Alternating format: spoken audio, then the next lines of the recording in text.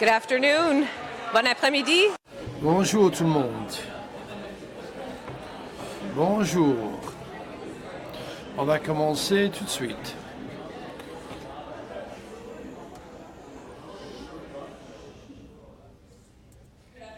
Bonjour tout le monde. Je suis Christine Tessier, je suis directrice générale au Musée canadien de la science et de la technologie et je suis l'animatrice de la réunion aujourd'hui. En français, et nous invitons nos spectateurs francophones à regarder et à poser des questions sur notre page de diffusion en direct en français, facebook.com/CTEC Canada. We have 3 amazing speakers here for you. Nous avons 3 conférenciers extraordinaires ici aujourd'hui. Nous allons commencer avec des présentations, ensuite questions-réponses et vous pouvez vous questionner.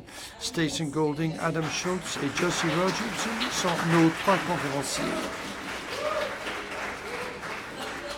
J'aimerais vous souhaiter tous amusés aujourd'hui pour cette conférence sur Parlons énergie. Je sais que nous avons des étudiants de Gloucester. Vous êtes là? De Mother Teresa.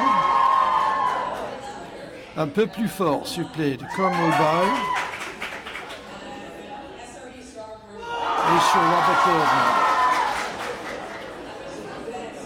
Moi, j'ai fait mes études à Confed. C'est notre ennemi, votre école. Je veux tout d'abord reconnaître que la réunion d'aujourd'hui a lieu sur le territoire traditionnel du peuple algonquin. La semaine par l'énergie est une semaine de sensibilisation aux enjeux énergétiques visant les personnes qui apprennent ou qui discutent l'énergie et l'effet sur le changement climatique. Vous voyez qu'il fait l'effet du changement climatique va toute la pluie que nous avons aujourd'hui, au mois de février. Et donc, l'initiative est basée sur un génie.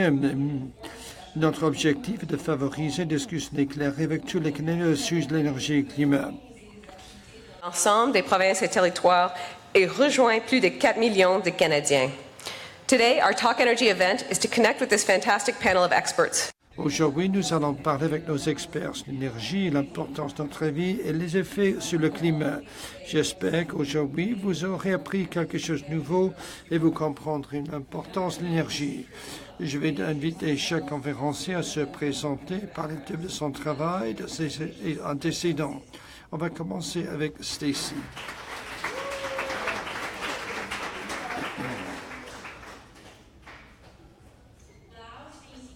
Stacey Golding, comme Première Nation. Je suis membre des Premières Nations Kahlua, en Colombie-Britannique. Et je dois vous dire que je suis très content de vous adresser la parole aujourd'hui aux dirigeants du monde de demain. Vraiment, l'avenir est entre vos mains. Merci beaucoup d'être ici aujourd'hui et de vous intéresser à ces questions. Je vais vous expliquer ce que je fais pour ma collectivité et pour d'autres collectivités aussi en Colombie-Britannique. Et je pense qu'il y a des diapos. Voilà, présenter le contexte pour le monde de demain. Le Kamal Première Nation, c'est ma collectivité. Et j'ai des diapos pour vous montrer ce que j'ai fait dans ma collectivité. J'ai identifié les valeurs et les objectifs des membres de notre collectivité et les inclure dans les documents qui guident le travail de mes dirigeants et moi-même, les autres membres du personnel.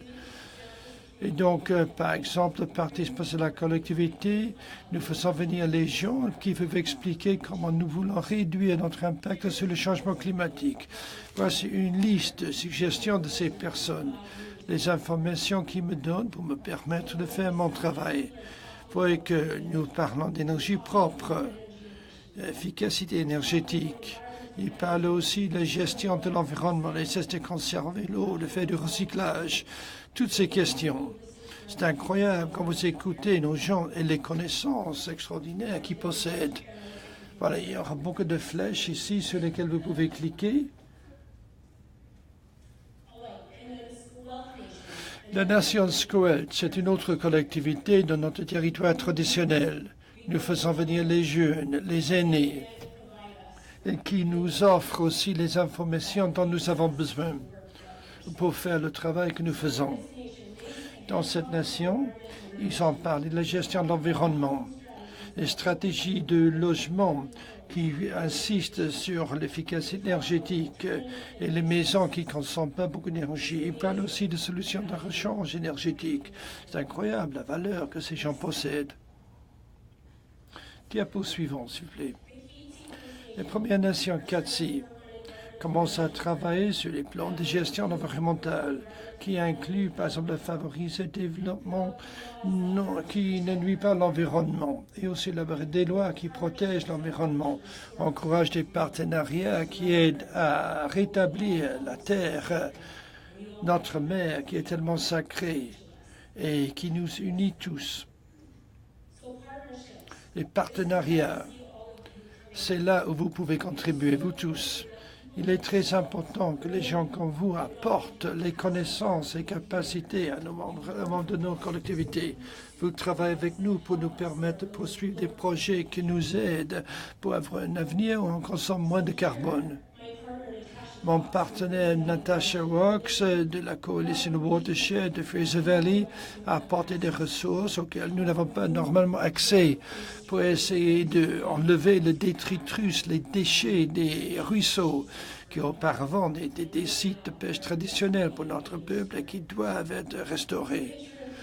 L'image des jeunes qui se cachent derrière Natasha et moi, nous les faisons participer au projet parce qu'eux, ils représentent l'avenir du monde de demain.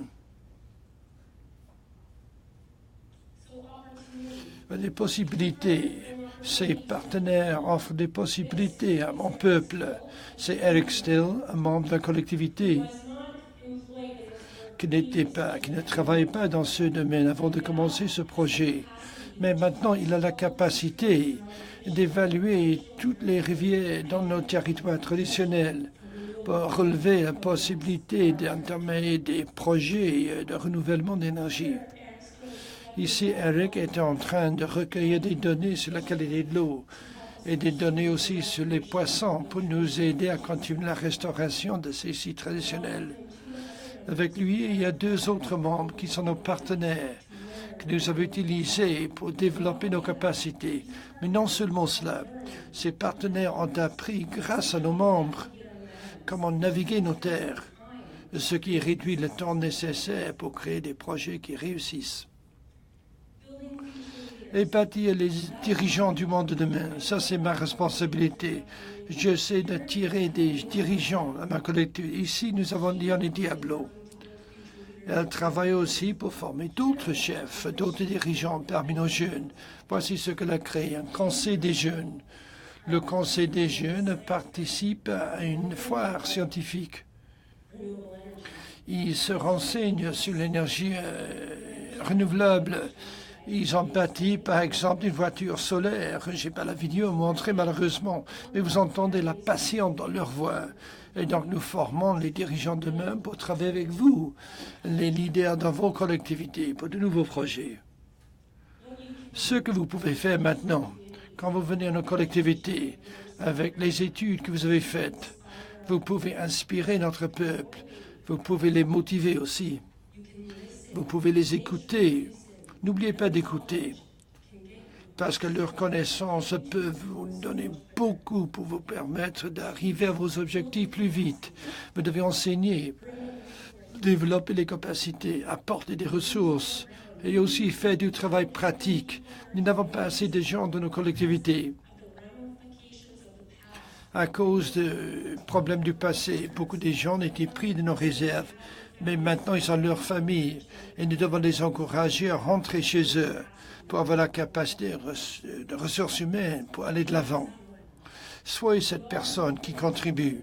Nous avons tous des guerriers à l'intérieur. Il faut cette personne spéciale pour nous permettre de vraiment exprimer notre identité et notre dynamisme. Merci. Voilà, je donne la parole à Adam Schultz maintenant. L'explorateur. Merci beaucoup. Je demande votre patience. J'essaie de régler les petits problèmes technologiques ici, à votre musée de sciences et de technologie. Peut-être ce bouton-là? Non. Voilà. Voilà, c'est ça qui me plaît quand on fait une présentation, une exposé à un musée de sciences et technologies. Vous pouvez être sûr que la présentation des diapos va fonctionner bien. C'est ça, c'est moi. Je suis Adam Schultz, je suis boursier de la Société royale géographique du Canada. Je fais des expéditions aux quatre coins du Canada et à l'extérieur du pays aussi. Et j'aime beaucoup faire du canoë. Et surtout les fleuves qui sont très isolés, des centaines de kilomètres du chemin le plus proche, de la ville, de la mine la plus proche, des fleuves ici, comme vous voyez sur l'écran. C'est presque comme un serpent anaconda, les méandres à travers le paysage. Et donc j'aime descendre ces fleuves, je fais des cartes, je trouve aussi des chutes d'eau pour la Société royale géographique du Canada. Et j'adore vraiment travailler dans les marécages, et, monter les montagnes, grimper les montagnes, c'est mon travail normal. Une autre chose qui me passionne, c'est de photographier la fauve et l'orignal, par exemple, un loup, un renard. Godwit, je suis sûr que j'ai jamais vu cela, jamais entendu ce terme. Estonian Godswick. Centipèdes et millipèdes, ça c'était pas au Canada, c'était dans la jungle de l'Amazonie. Et cette dernière année, 2017, j'ai décidé de réunir toutes mes passions. Le fait que j'adore la fouve, que j'adore travailler dans le marécage et escalader les montagnes dans un voyage au nord du pays. J'ai décidé d'essayer de traverser 4000 kilomètres de l'Arctique du Canada, mais seul. Je ne savais pas combien de temps cela prendrait, 4 ou 5 mois, j'ai pensé, et je voulais le faire de mon propre chef, à pied et pas canoë. Et voilà, je passe à travers la glace, un bateau, et à travers les grandes vagues. C'est ça qui est incroyable avec les technologies. Si j'avais fait cette exposé à 15 ans, je n'aurais pas de telles images. Parce que quelqu'un l'a pris à l'intérieur d'une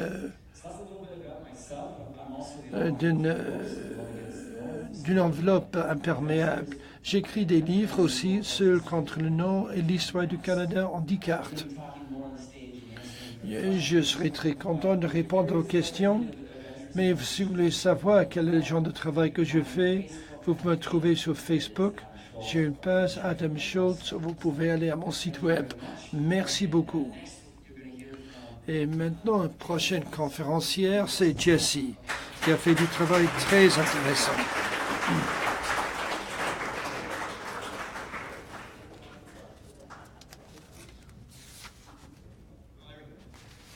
Merci. Merci d'écouter mon exposé. J'aborde la question sous un angle différent. Je suis Jesse, je travaille au musée de l'aviation et de l'espace, même ministère que musée des sciences, et on relève de Ingenium. Et je suis conseiller scientifique. Donc je suis scientifique, je suis astronome. Et j'ai fait des études de 2e ou 3e cycle en astrophysique. Et j'ai passé toute ma vie à faire des recherches sur l'espace. Jusqu'à récemment, quand je suis passé à une carrière comme communicateur, je fais toujours des recherches sur l'espace, mais j'ai développé une carrière d'enseignement.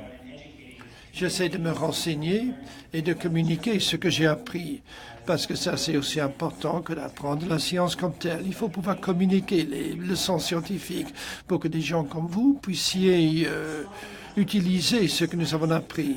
L'astronomie, l'astrophysique, les sciences de l'espace sont un point de vue très intéressant sur le changement climatique. Vous avez déjà vu cela.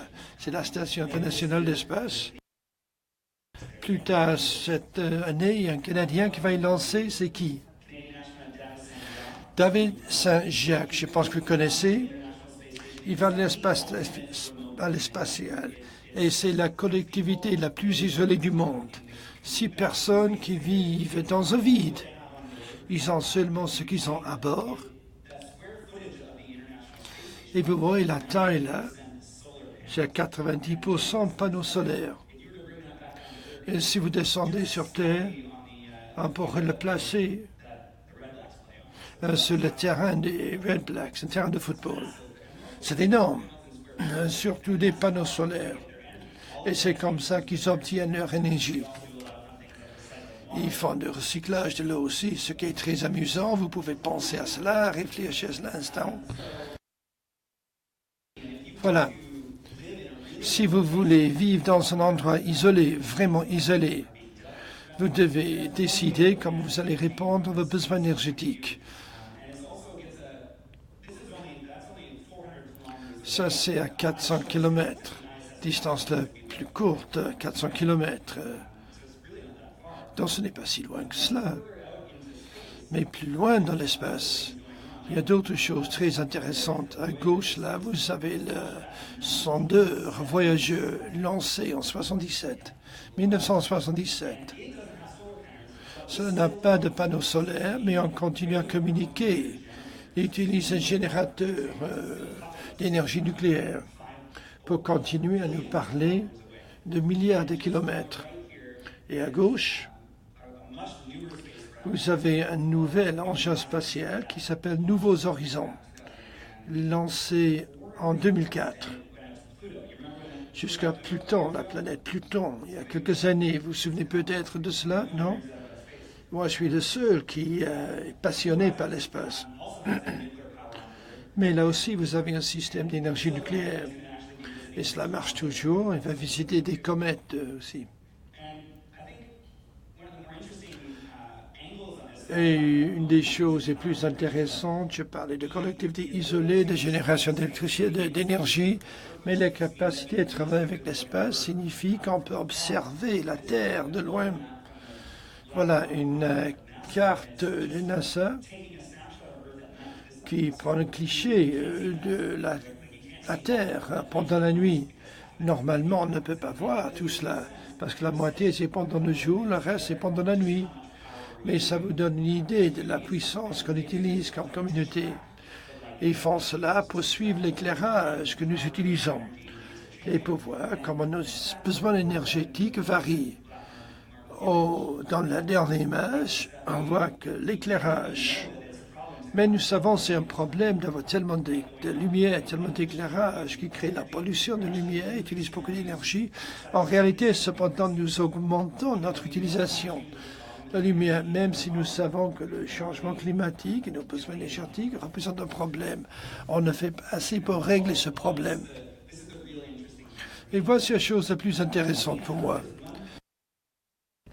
Regardez la Terre, ça c'est une chose. Les capacités, cependant, d'étudier notre système solaire ont un effet très intéressant sur la Terre, ou nos études sur la Terre. Voici les 3 planètes qui ressemblent le plus à la Terre dans notre système solaire. À gauche, vous avez Mars, à droite, vous avez Vénus. Et quand nous avons commencé l'exploration de l'espace, un des premiers endroits qu'on a visités, c'était Vénus à droite. Et vous savez que l'atmosphère de Vénus est surtout dioxyde de carbone, et c'est 400 degrés ou plus sur la surface. Nous ne savions pas cela avant d'y aller. Et cela prouve ce qui peut se produire avec une atmosphère dominée par le dioxyde de carbone. Bien sûr, les climatologues font d'excellent travail depuis le 19e siècle. Mais le fait d'étudier Vénus nous a aidés à consolider les sciences du changement climatique. Si on n'y était pas allé, on comprendrait moins bien ce qui se passe sur la Terre. Et donc, le fait d'étudier l'espace, d'être en espace, c'est très, très nécessaire du point de vue de la compréhension du changement climatique. Si vous avez d'autres questions sur cela, je serai très content de répondre. Merci.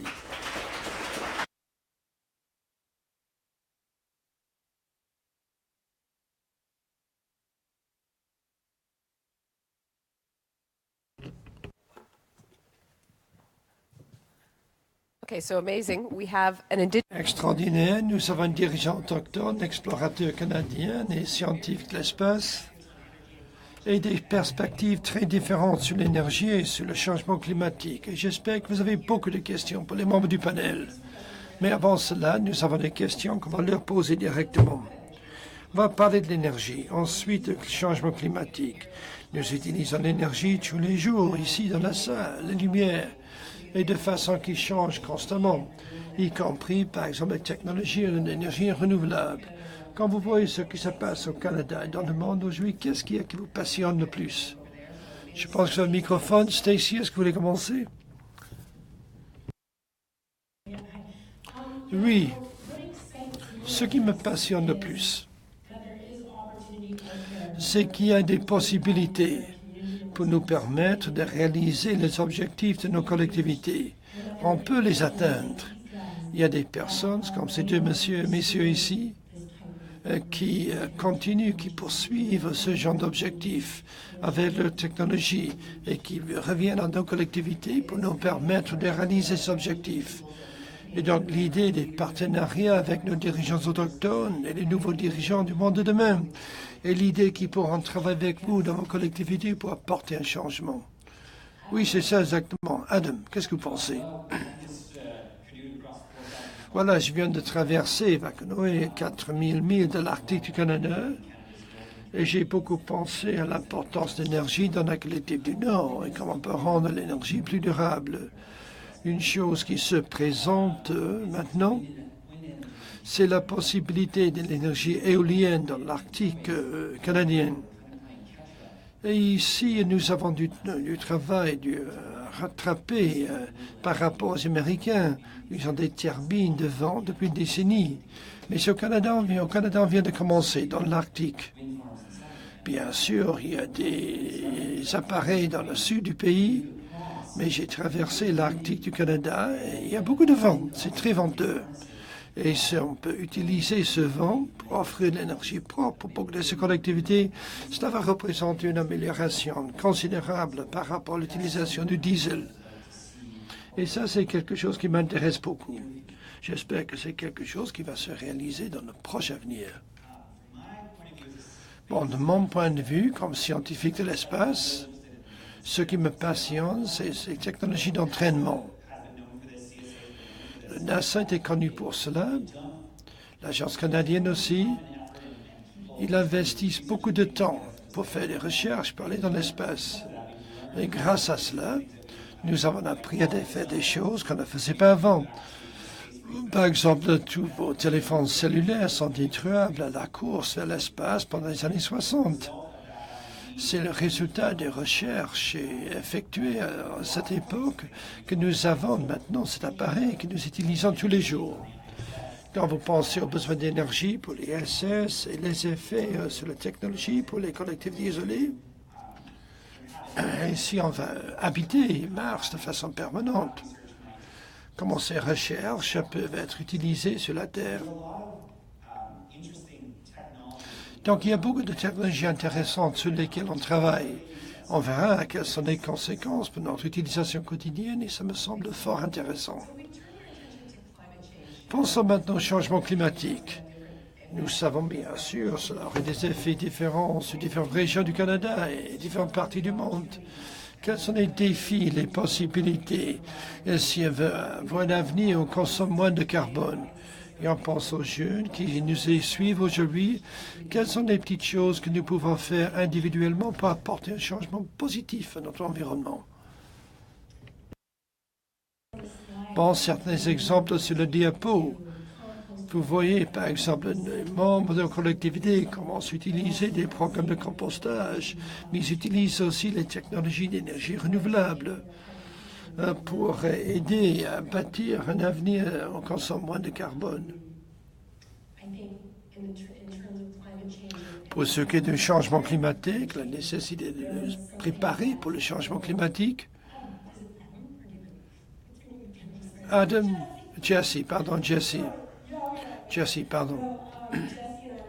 Jesse, et moi, on parlait plutôt de la possibilité d'expliquer où, par exemple, les feux de forêt pourraient commencer.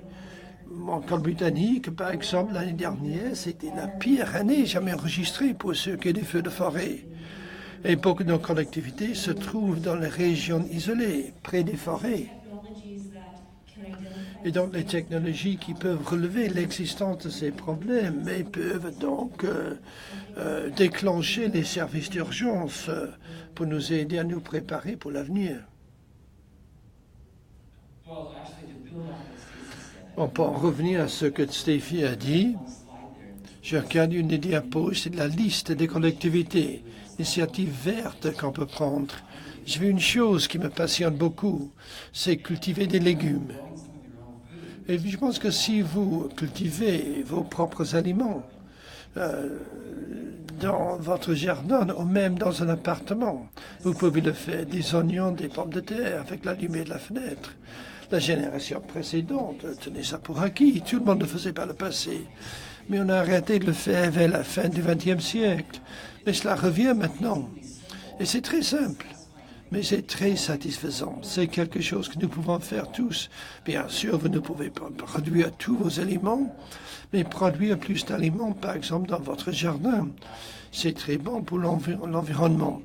Au lieu de devoir tout acheter des produits qui viennent de loin par avion. Si nous pouvons faire cela individuellement, ensemble, cela aurait un effort global énorme. Et ça a toujours meilleur goût quand vous le produisez vous-même. Moi et ma partenaire, nous avons un appartement au 15e étage, mais nous pouvons quand même produire des tomates. Oui, il suffit de les arroser un petit peu. Mais de votre point de vue, ou du point de vue de vous deux, moi je suis astronome, et je ne savais pas que la pollution de la lumière était un problème avant de devenir astronome. Plus il y a de lumière dans une ville, plus je dois m'éloigner de la ville pour pouvoir observer le ciel de façon adéquate. Avant, je ne comprenais pas que c'était un problème. Et nous avons tous des expériences différentes. Moi, j'habite au milieu d'Ottawa, et donc je ne suis pas souvent en contact avec la nature. Et c'est un défi pour nous tous qui n'avons pas assez de contact avec la nature pour voir qu'il y a des problèmes. Mais vous deux, vous vivez dans une région plus isolée que moi. Et donc je suis sûr que vous le voyez plus immédiatement que moi. Peut-être que nous devons sortir plus de la maison et observer la nature. Avec beaucoup de projets d'excellents partenaires avec lesquels j'ai travaillé, moi et ma collectivité, nous incluons des séances d'engagement, de participation pour apprendre aux jeunes qu'il est nécessaire de voir ce qui se passe sur la Terre et quels sont les problèmes. Et cela les aide à établir un lien avec la Terre. Parce qu'on fait tout dans les salles de classe, normalement. Mais on voit maintenant de plus en plus d'éducation en grand air. Je sais que nous avons établi un partenariat avec une des écoles élémentaires dans la région. Et là, ils sont en train aussi de bâtir des installations en plein air. Et donc, ça devient de plus en plus normal maintenant de travailler en plein air. Oui, je pense que c'est crucial. Tout le monde doit connaître un peu la nature sauvage. Je ne sais pas s'il faut bâtir des jeux vidéo, développer des jeux vidéo, pour encourager les gens à faire du canoë et du camping. Mais l'Ottawa est la capitale nationale. Mais à 75 km centre-ville d'Ottawa, nous avons toujours, par exemple, des orignaux, des ours noirs, des loups. Il n'y a pas beaucoup de capitales nationales dans le monde qui ont tellement de ressources à 75 km du centre de la ville, où on peut trouver beaucoup d'espèces d'animaux sauvages. Si vous pensez, par exemple, à 200 États-nations, aux Nations Unies, on n'a pas beaucoup qui offrent cette ressource. C'est très important pour le Canada et pour la région de la capitale nationale, garder cette richesse pour que vous, plus tard dans votre vie, vous puissiez quitter la ville et voir il y a la ceinture verte aussi. Mais il y a toujours beaucoup de pression de développement. Les villes s'élargissent, les populations augmentent. Et peut-être vous voudrez parler davantage de cela avec vos professeurs. Qu'est-ce que vous faites au niveau de la politique municipale à Ottawa pour protéger les espaces verts? Pour que du centre d'Ottawa, vous puissiez toujours voir la nature sauvage de l'autre côté de la rivière. Et même si vous êtes programmeur informatique, un métier très différent, vous pourriez quand même regarder à travers la fenêtre à midi toute cette nature sauvage. Et ça va vous inspirer à vouloir les protéger pour les générations de demain. C'est très important. Nous l'observons et nous sommes enthousiasmants. Nous voulons le protéger. Voilà, on va maintenant entendre vos questions. Vos expériences, ce que vous faites dans vos salles de classe. Par exemple, manger moins de viande, transport en commun, comment on chauffe les maisons. Il y a des choses que vous faites dans vos vies. Et j'espère que vous avez des questions pour notre dirigeante autochtone, notre astronome et votre explorateur. Vous avez les 2 micros des 2 côtés de l'escalier. Si vous voulez venir poser une question aux membres du panel, n'hésitez pas. Et pendant que vous préparez vos questions extraordinaires, je suis Edna. Je suis au lycée Colonel Bay. Mais j'ai une question pour vous. Vous avez dit que vous pensez que le Canada fait du rattrapage par rapport à nos voisins dans le Sud. Est-ce que vous pensez que c'est parce que le gouvernement n'a pas assez financé l'énergie renouvelable? Je lisais un article sur cela. Il semble qu'aux États-Unis, si vous voulez acheter une voiture électrique, le gouvernement vous donne 7 500 $ comme prime ou comme crédit fiscal. Et pour les panneaux solaires, il vous donne un crédit d'impôt de 30% du coût. Est-ce que vous pensez que si on traîne les pieds, c'est parce que le gouvernement ne finance pas suffisamment ces projets renouvelables? Merci. Excellente question. Très bien recherché. Je vois que vous avez fait votre devoir. Je pense que vous allez me demander quel est l'animal qui vous a fait le plus peur. Mais c'est une excellente question. Je ne peux pas faire des commentaires sur les politiques gouvernementales. Je sais qu'il y a des initiatives pour l'énergie renouvelable. Vous avez fait des observations excellentes. Et il faut vraiment que vous continuez vos recherches. Je vous encourage à faire cela si vous pensez que les Américains font mieux que nous.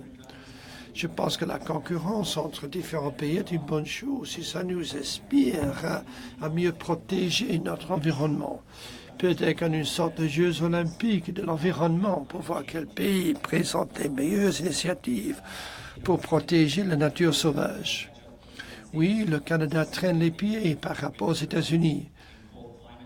Surtout pour ceux qui sont de l'Arctique, dans le climat froid. Ils ont une avance sur nous dans l'Alaska. Mais je suis sûr que nous sommes en avance des États-Unis sur d'autres dossiers. Je n'ai pas de commentaires précis sur les politiques gouvernementales, mais je pense que vous avez tout à fait raison de penser à ces enjeux et de demander de nouvelles initiatives. Je ne sais pas si quelqu'un d'autre veut répondre. Une excellente question. C'est peut-être une question de politique et les objectifs de ces politiques. C'est ça que je dois faire aussi. Chercher des possibilités de financement pour nous permettre de réaliser nos objectifs. Et je sais qu'il y avait des fonds disponibles pour les technologies, pour contacter des gens comme vous, pour aider à relever les technologies les plus importantes, les financer. Et pour encourager l'efficacité énergétique. C'est quelque chose peut-être qu'il faut inclure davantage dans les politiques et réfléchir surtout à l'utilisation des voitures électriques. Et le ministère des Ressources naturelles a un programme qui s'appelle Génération Énergie. Et le ministère veut entendre vos idées. Pour les gens qui se joignent à nous en ligne, vous pouvez poser des questions. Facebook, alors facebook.com, SciTech Canada, pour voir ces événements simultanément traduits en français et pour poser des questions en français. Introduce yourself and tell us your question. Présentez-vous, s'il vous plaît, posez votre question. Je suis Jean, je fais mes études à l'école Robert Borden. Est-ce que le climat climatique, est-ce que c'est artificiel, est-ce que c'est réel?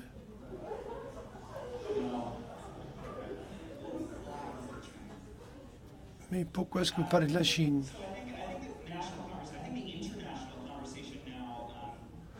Dans le contexte international, en général, ce n'est pas seulement une question si le changement climatique est réel. C'est clair que c'est attribuable aux êtres humains. Et la vraie question, c'est de savoir comment est-ce que nous pouvons faire quelque chose de plus productif dans nos propres collectivités, au niveau de la base. Et j'ai beaucoup apprécié la dernière question. La nécessité d'exercer des pressions sur les cadres politiques. Les gens politiques travaillent pour vous et vous votez pour eux parce que vous voulez qu'ils fassent ce que vous voulez qu'ils fassent. Et donc, il faut leur expliquer ce que vous voulez. Pour ce qui est du changement climatique, il faut expliquer que nous voulons de meilleures initiatives dans le Nord. Nous voulons des voitures qui consomment moins de carburant. Et quelqu'un qui parle plus fort que nous va voir que ses désirs sont exaucés, sont réalisés. Oui, mais je pense que le changement climatique, c'est un vrai problème, ça existe, c'est pas artificiel. Écoutez, je peux simplement réitérer ce que j'ai dit dans mon exposé. C'est que l'an dernier, c'était la pire année, la pire saison pour les feux de forêt jamais enregistrés des sans précédents. Et ça, c'est un exemple clair et net du changement climatique. N'hésitez pas à poser des questions si vous en avez. Adam, quel était l'animal le plus effrayant que vous avez vu dans le Grand Nord? C'est une très bonne question. Ce que je crains le plus, ce n'est pas un animal énorme, c'est un animal très petit, un moustique par exemple. Et là aussi, c'est une question de changement climatique. Avec la montée de la température, on voit des maladies comme Zika, West Nile. Vous le voyez sur les cartes, les maladies se propagent de plus en plus dans le nord.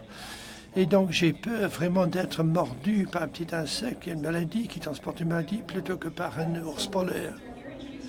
Commencez ici, présentez-vous, posez votre question.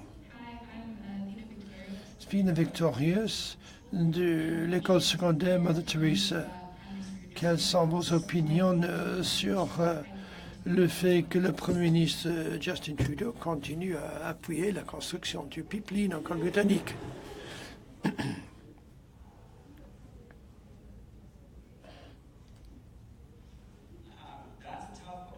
Oh, c'est une très bonne question. Je n'ai pas une réponse adéquate à cette question. Je dois dire que je ne m'y connais pas suffisamment. Le pipeline, c'est le pétrole qui passe par les ressources naturelles. Et cela a une possibilité très grave de faire du mal. Mais je dois dire qu'il y a une certaine inertie dans notre société. Nous sommes coincés dans cette situation, nous, on dépend du pétrole. Et ça, c'est notre mentalité et c'est un problème. Je ne peux pas dire plus que cela. Un Premier ministre qui essaie de réduire notre dépendance à l'égard du pétrole, ça c'est une bonne chose. Mais je ne sais pas, je ne pense pas que le Premier ministre puisse tout faire du jour au lendemain. Le pipeline qu'il a choisi, je ne sais pas si c'était un bon choix, mais je pense que c'est une bonne idée d'essayer de le ralentir. Et ça ne va pas changer du jour au lendemain.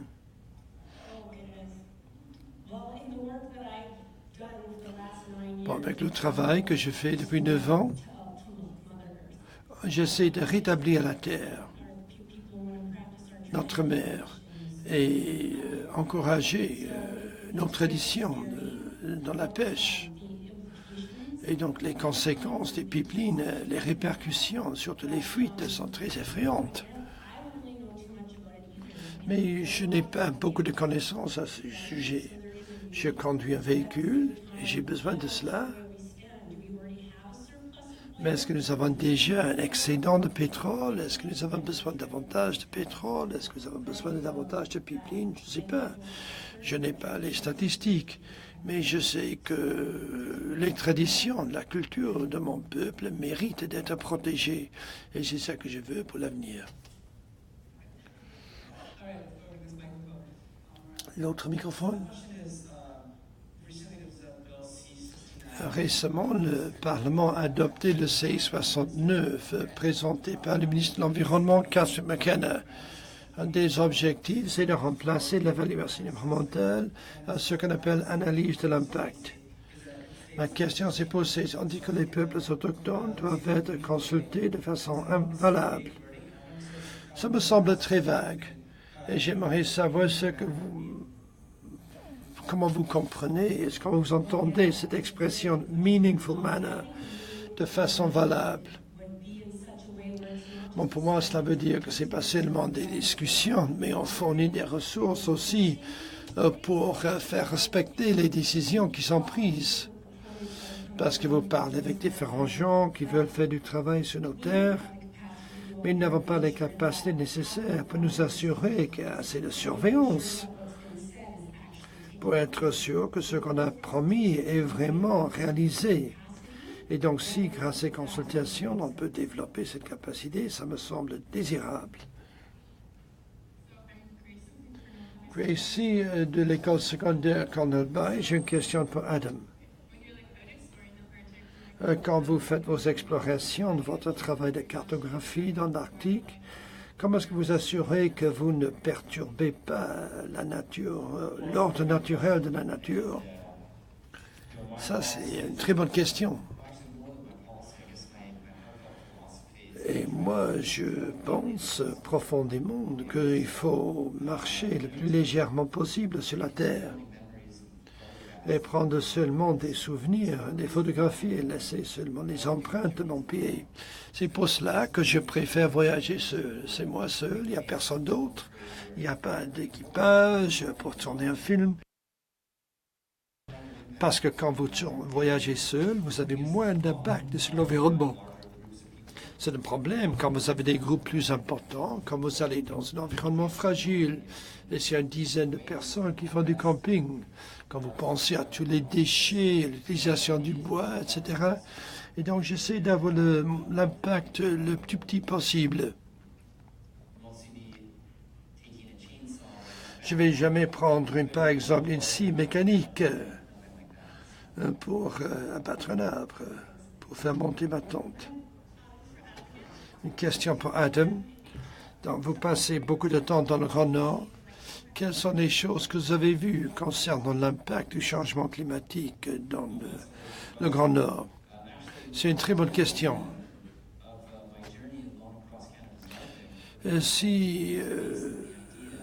Voilà, je voulais traverser l'Arctique seul en 2017 parce que j'ai pensé que le changement climatique avait des effets.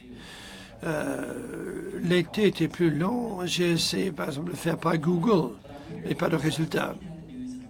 Mais je regardais les informations, je regardais les effets du changement climatique et je voyais que la glace fondait. Par exemple, plus tôt, jamais enregistré en 2016, 2017. Et c'est ça qui m'a fait réfléchir. Peut-être que c'est possible maintenant parce que les étés sont plus longs. Nous avons une saison libre de glace de plus en plus longue. J'ai pu traverser cette distance en un seul été, ce qui n'aurait pas été possible il y a quelques générations. Mais voilà, j'ai commencé mon travail en 2017. Il y avait par hasard plus de glace que depuis des années avant. Mais le tableau général, c'est clair. La température monte. Et ce que j'ai vu de mes propres yeux, c'est des parties près du cercle de l'Arctique où il y a des centaines d'années, c'est du toundra, des végétations très faibles, des lichens. Et maintenant, il y a des épinettes noires aussi. Et donc la ligne des arbres se dirige de plus en plus vers le nord à cause de la hausse des températures au cours du dernier siècle. C'est un exemple de ce que j'ai vu. Les arbres qui commencent à pousser. Les arbres qui n'existaient pas dans le Grand Nord avant. Merci de votre excellente question. Kyra, je suis de l'école SOB Comment est-ce que nous, comme étudiants, qu'est-ce que nous pouvons faire pour réduire les effets du changement climatique et qu'est-ce que nous pouvons faire pour assurer un meilleur avenir?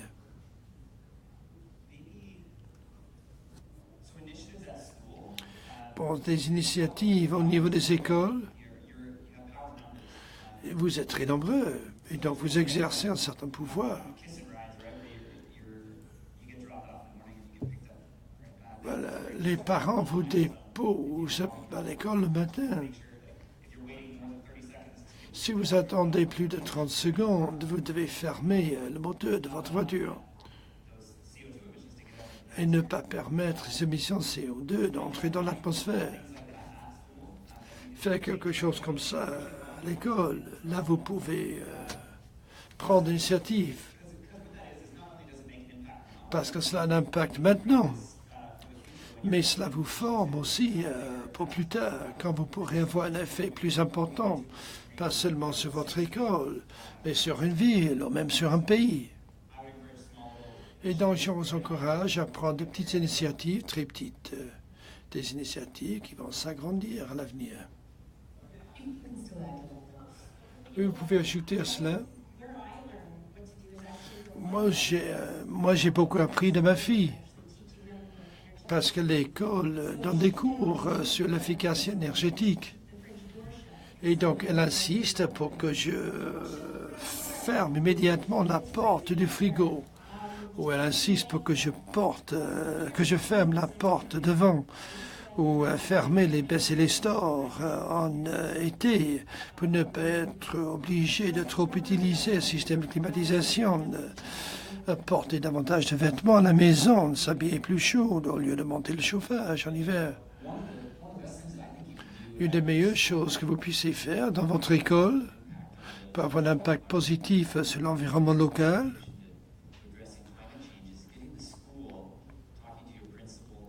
c'est de parler avec vos directeurs sur la possibilité de planter davantage d'arbres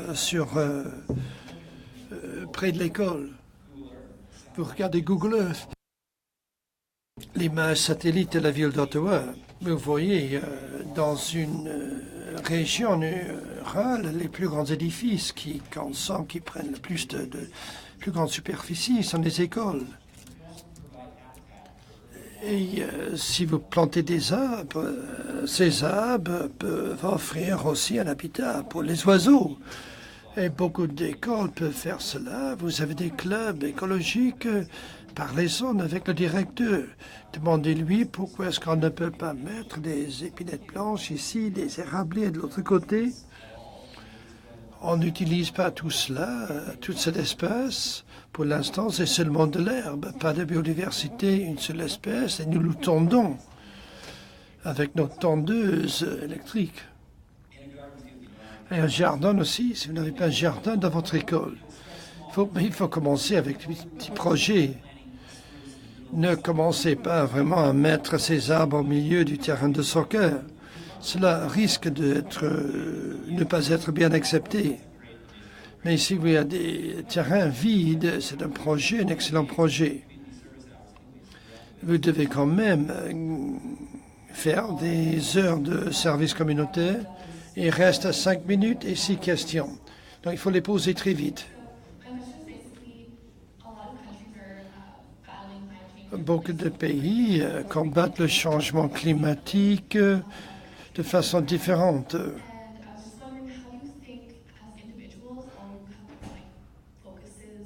Je sais que vous avez des points de vue différents sur le changement climatique. C'est plus important de se concentrer sur les enjeux grands et les enjeux petits pour combattre le changement climatique. Moi, je pense qu'il faut trouver juste milieu. Une chose dont je parle à d'autres organisations qui m'ont demandé de prendre la parole, c'est la réconciliation dès la base. Les dirigeants travaillent avec le gouvernement pour réconcilier avec nos peuples à cause de ce qui s'est passé avant dans l'histoire du Canada.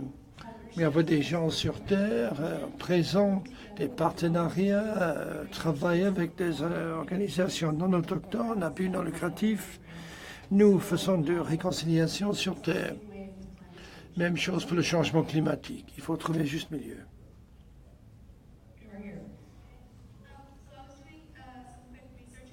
Je faisais des recherches rapidement et j'ai remarqué que le budget de l'ALENA 2011, c'était et l'agence spéciale, c'était 483 millions. Une différence énorme. C'est que c'est différent à cause de la différente valeur de la monnaie. Mais le fait qu'on n'investit pas assez dans notre programme spécial a un effet sur notre capacité d'avoir un effet sur le changement climatique. Oui, mais un autre élément, une différence de population, ils sont 10 fois plus grands que nous. Ils ont une population 10 fois plus importante aux États-Unis. C'est ça qui explique la différence du budget. Le CSA, en général, pourrait bénéficier de budgets plus importants, ce qui aura un impact environnemental important. Une grande partie du budget du NASA, c'est l'observation de la Terre. On dépense beaucoup d'argent aussi pour la station d'espace internationale. Mais l'espace est un point d'observation excellent. Et nous, au Canada, nous avons déjà d'excellents satellites qui travaillent sur ce problème, mais on a besoin d'un budget plus important pour trouver d'autres solutions. Merci, Grace, de l'école secondaire Hofstra, et je viens de l'Arctique. Et la glace fond à un taux rapide, à une vitesse rapide. Et donc, il est possible aussi des croisières aillent dans l'Arctique, ce qui va perturber la vie des créatures qui y habitent. Qu'est-ce que nous pouvons faire pour empêcher que ça se passe? Stacy.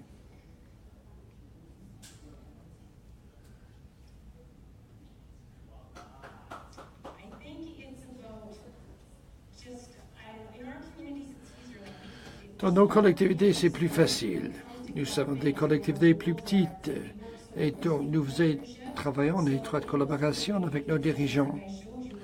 Dans séances de participation communautaire, nous avons pu insister sur les points qui nous semblent importants. Et donc, je ne sais pas ce qu'on peut faire au niveau fédéral, mais ça qu'il faut faire, il faut transmettre ce message au niveau fédéral et adopter les mesures législatives en conséquence. Et du point de vue pratique aussi, si vous voulez mettre en place ces restrictions, il faut faire du lobbying auprès du gouvernement du Nunavut, parler avec les collectivités autochtones, voir s'ils s'opposent à l'entrée de ces croisières, et ensuite exiger des règlements sur la taille des navires, si navires il y en a. Et donc il faut que vous écriviez à vos députés et faites du lobbying pour exiger un tel changement. Cassie de SRB.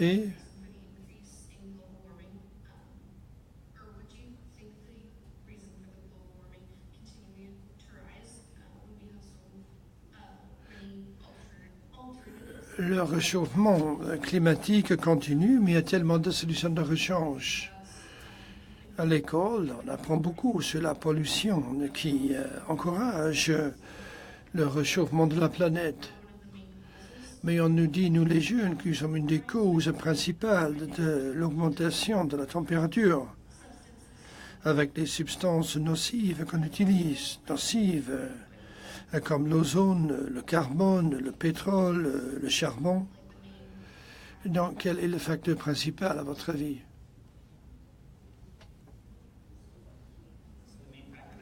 Le facteur principal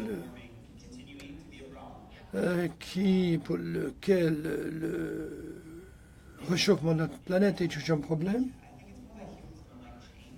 c'est surtout le fait que les êtres humains n'aiment pas le changement. Surtout que cela a un effet financier sur nous.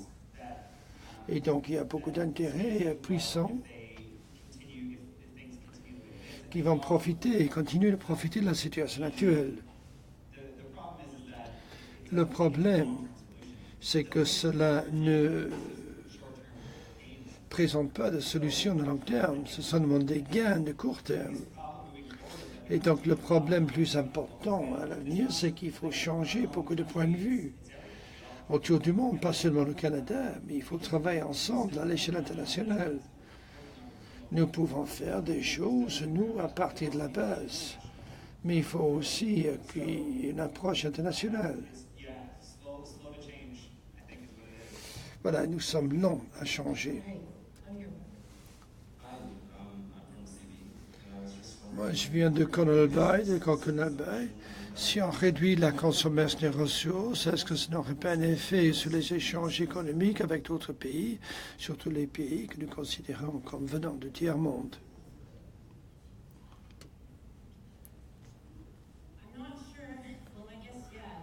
Oui, il faut réduire le montant, mais ce n'est pas une question de l'arrêter, mais il faut le faire de façon viable. Il y a des méthodes que vous pouvez utiliser grâce à l'innovation pour continuer à utiliser ce que la Terre nous donne. Mais nous devons quand même continuer à protéger nos ressources.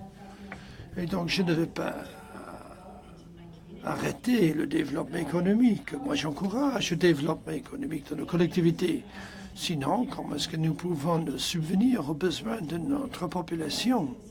Mais il faut le faire de façon viable, soutenable. Dernière question. Je m'appelle Mo. Je n'ai pas fait de recherche. Et je vais demander à Stacy, dans quel sens est-ce que la consommation d'énergie a un effet sur les traditions autochtones?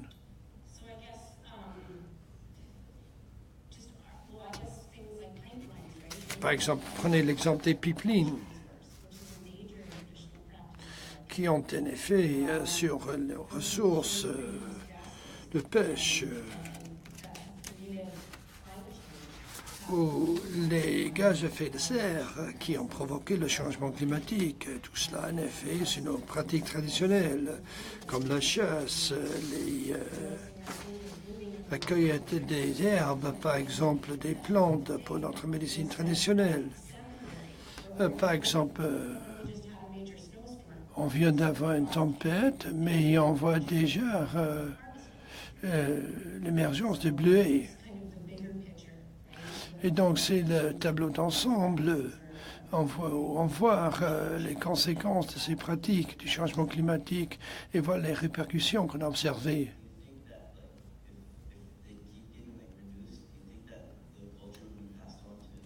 Est-ce que vous pensez que si on règle le problème du changement climatique, il sera plus facile de transmettre aux générations de demain votre culture, vos traditions? Bon, il faut continuer avec le développement économique parce que nous devons pouvoir créer nos propres revenus pour nous permettre d'enseigner à nos jeunes. Les aînés nous disent qu'ils n'ont jamais eu l'occasion vraiment d'apprendre les traditions, les cultures traditionnelles. Et nous devons avoir les ressources pour offrir cette formation à nos aînés et aux jeunes. Oui, le développement économique est important, même dans la collectivité, mais il faut le faire de façon correcte. Voilà, il ne reste plus de temps. Je veux remercier tout le monde qui s'est joint à nous pour la discussion. Cluster, Mother Teresa, SRB. Les panélistes vont rester ici après, si vous avez eu l'occasion de parler avec eux. Donc, rentrez chez vous, continuez à visiter, utilisez nos ressources, parlez-en avec vos amis, avec vos parents autour de la table de souper. Merci à tout le monde du panel. Merci.